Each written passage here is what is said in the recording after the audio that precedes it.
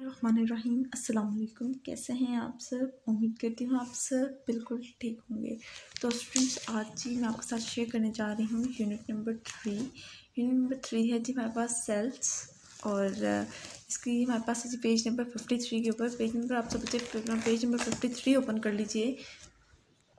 Page number 53 के top पे हमारे पास टॉपिक है सिलिएटेड एपिथेलियल सेल्स।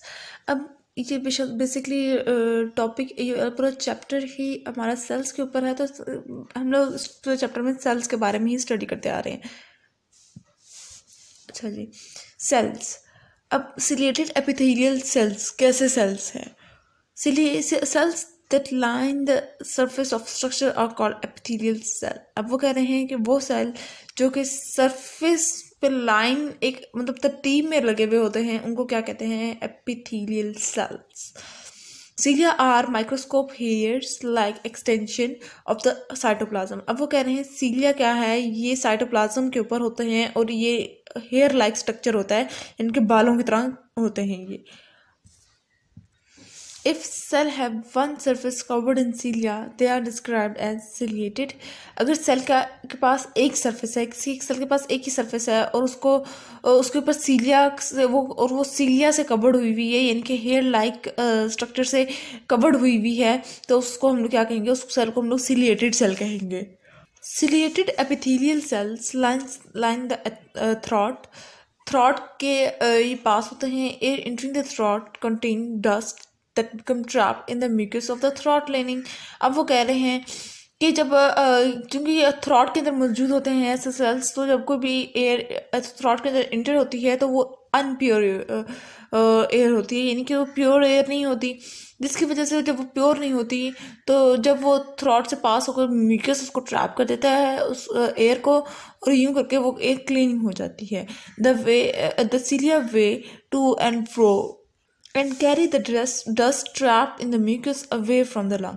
अब वो कह रहे हैं कि सीलिया जो है वो यूं वेव फॉर्म में वो हिलता है और उस डस्ट को अपने पास कर लेता है, जो कि म्यूकस के अंदर मौजूद होती है। वो अपने अब डस्ट को अपने पास बुला लेता है और फिर यूं लंग में जाने से वो डस्ट बच जाती है।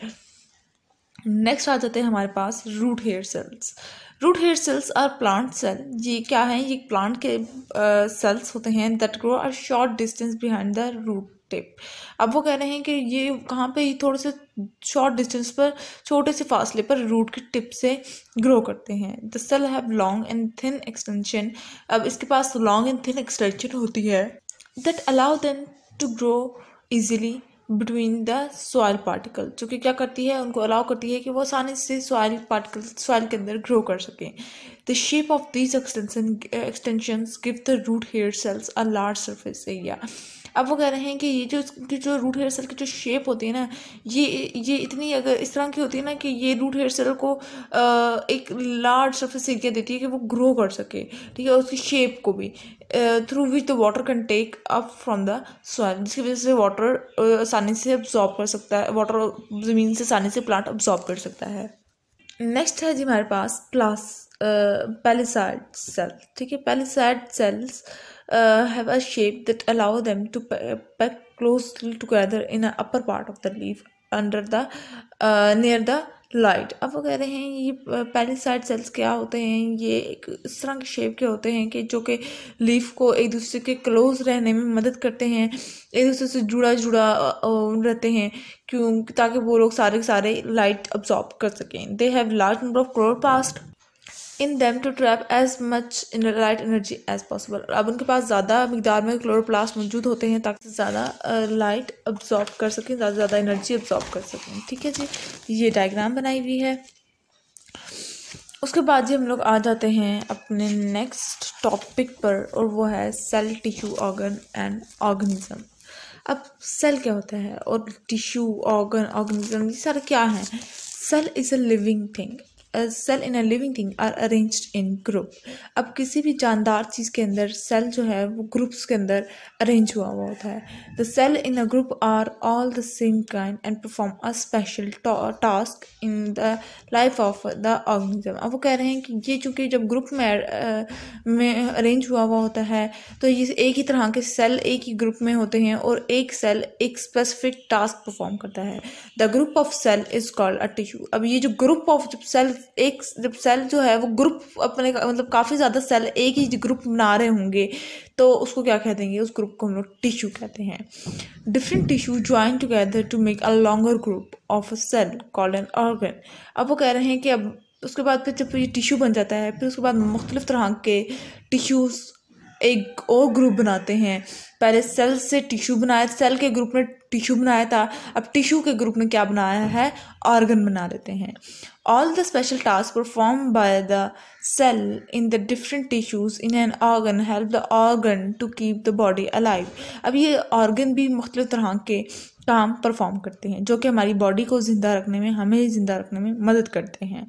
Organ can form group. अब फिर उसके बाद फिर आ जाते हैं ऑर्गन भी मुख्तलिफ तरह के ग्रुप बनाता है जिसको हम लोग कहते हैं organ system. The organ in a system perform a vital task in several of the body related to 7 life processes. अब वो कह रहे हैं कि ऑर्गन सिस्टम 7 लाइफ प्रोसेसेस का काम संजाम देता है। All the organs and organ system in the living thing form a larger group, the body of the living thing. अब वो कह रहे हैं जब ऑर्गन और ऑर्गन सिस्टम कंबाइन होते हैं तो वो एक बॉडी बना देते हैं और उसको कह देते हैं, इसको लिविंग ऑर्गेनिज्म का नाम दे देते हैं। उसके बाद फिर आ जाते हैं हम लोग प्लांट एज लिविंग ऑर्गेनिज्म। उसके बाद जब प्लांट जो है वो किस तरह से लिविंग ऑर्गेनिज्म यानी प्लांट किस तरह से बिहेव करते हैं एज अ लिविंग, तो वो अब इसके अंदर बताएंगे। The cell which form the outer covering of the plant are broad and flat and join together to form a tissue called the epidermis. अब वो कह रहे हैं कि आउटर कवरिंग जो है प्लांट की वो ब्रॉड भी है और फ्लैट भी है और वो बहुत तरह के टिश्यू से मिलकर बनी हुई है जिसको हम लोग क्या कह देते हैं, उसको हम लोग एपिडर्मिस का नाम दे देते हैं। In a leaf they cover a layer of plastid cell which form a tissue called plastid mesophyll. अब वो कह रहे हैं कि लीफ के अंदर अगर हम लोग देखें तो प्लास्टिड सेल्स मौजूद होते हैं, इस वजह से जो कि टिश्यू के अंदर मौजूद होते हैं जिसकी वजह से हम लोग इनको क्या कह देते हैं, लीव्स को जिसके अंदर प्लास्टिड सेल्स मौजूद होते हैं, प्लास्टाइड mesophyll. The purpose of this tissue is to collect light and make food। अब मेन पर्पज़ इसका क्या होता है इस टिश्यू का, ताकि वो लाइट को कलेक्ट कर सकें और फूड को बना सकें, यानी कि लाइट अब्जॉर्ब कर सकें और अपना फूड बना सकें। Beneath this tissue are rounded shaped cell with gap between them which form the spongy mesophyll। अब वो कह रहे हैं कि इस टिश्यू के नीचे एक राउंडेड शेप सेल मौजूद होता है जो कि थोड़े थोड़े फासले से अरेंज हुआ होता है जिसको हम लोग क्या कहते हैं, स्पॉन्गी मेसोफिल टिश्यू। ठीक है जी। This task the task is to help bring water to the leaf for use in making food. Mesophyll क्या करता है कि ये वाटर को प्लांट की बॉडी में मूव करने के लिए हेल्प करता है प्लांट को कि वो अपनी बॉडी के अंदर से मूवमेंट कर सके। ठीक है जी। उसके बाद फिर आ जाते हैं water evaporate from their surface and is replaced by water drawn up in a tube like xylem tissue। अब वो कहते हैं वाटर इवेपोरेशन शुरू हो जाती है उसके बाद प्लांट की बॉडी के अंदर, किसके थ्रू, जाइलम टिश्यू के through, which form much of the mid rib end veins in the leave. जो कि हम लोगों को लीव्स के अंदर लग नहीं रहा होता कि लीव के एक पत्ते के अंदर जो छोटी छोटी वेन्स नज़र आ रही होती हैं उसकी, ठीक है, यानी छोटी छोटी लाइनें होती हैं पत्ते के ऊपर, वो बनाना शुरू कर देती हैं जाइलम टिश्यू, ये कभी काम होता है। ठीक है जी। उसके बाद फिर specialised pair of cell in the lower epidermis of the leaf can bend to make an opening through which water vapor can escape from the spongy mesophyll। The opening is called stomata। अब वो कह रहे हैं कि stomata क्या है, एक lower epidermis जिनकी लीफ के लोअर एपिडर्मिस में एक ओपनिंग होती है जहाँ से वाटर इजीली मूव आउट कर सकता है स्पॉन्गी मेसोफिल से, तो वो उस ओपनिंग को हम लोग क्या कहते हैं, उसको हम लोग स्टोमेटा कहते हैं, जो कि दिन के टाइम ओपन होता है और रात के टाइम क्लोज होता है। ठीक है जी। The tissue in the leaf work together and form an organ। अब टिश्यू जो लीफ के हैं वो सारे वर्क करते हैं एक साथ एंड और फिर वो क्या बनाते हैं, एज अ रिजल्ट वो एक ऑर्गन बनाते हैं, और वो ऑर्गन क्या है, लीफ है, which make food from the plant for the plant, जो कि प्लांट के लिए क्या बनाता है, अपना फूड बनाता है। Epidermis and the xylem tissue join with other tissue to make other organs of the plant such as root, stem, birds and flower. Epidermis और जाइलम टिश्यू ये दोनों मिलकर प्लांट के मुख्तलिफ ऑर्गन बना रहे हैं, जो जिस तरह के रूट है, स्टेम है, बर्ड है, फ्लावर है। Together all the organ makeup the organism. अब जब ये सारे ऑर्गन मिल जाते हैं तो ये क्या बनाते हैं, एक ऑर्गेनिज्म बना देते हैं, जिसको हम लोग क्या कहते देते हैं, दी प्लांट। उसके बाद फिर आ जाते हैं animal as living organism. Animals किस तरह से लिविंग ऑर्गेनिज्म हैं। There are many kind of cell in animal bodies and they form many kind of tissues. अब एनिमल के अंदर मुख्तलिफ तरह के सेल एनिमल के अंदर हैं, और ये मुख्तलिफ तरह के सेल मुख्तलिफ तरह के टिश्यू बनाते हैं। This in turn form a group of for making organ. ये फिर सारे कंबाइन होते हैं तो फिर ऑर्गन बनता है, फिर सिस्टम बनता है, और फिर ऑर्गेनिज्म इटसेल्फ बन जाता है, एक नया ऑर्गेनिज्म बन जाता है, जिसको हम लोग एनिमल कह देते हैं। अब वो नीचे एग्जाम्पल के तौर पर बता भी रहे हैं। For example the stomach is an organ. वो कह रहे हैं एक स्टमक एक ऑर्गन है that store and digest food. अब स्टमक का काम क्या है, फूड को स्टोर करना और उसको डाइजेस्ट करना। It can be thought of as a muscular bag which churns up food in the digestion process, but it is made of more than just muscles cell.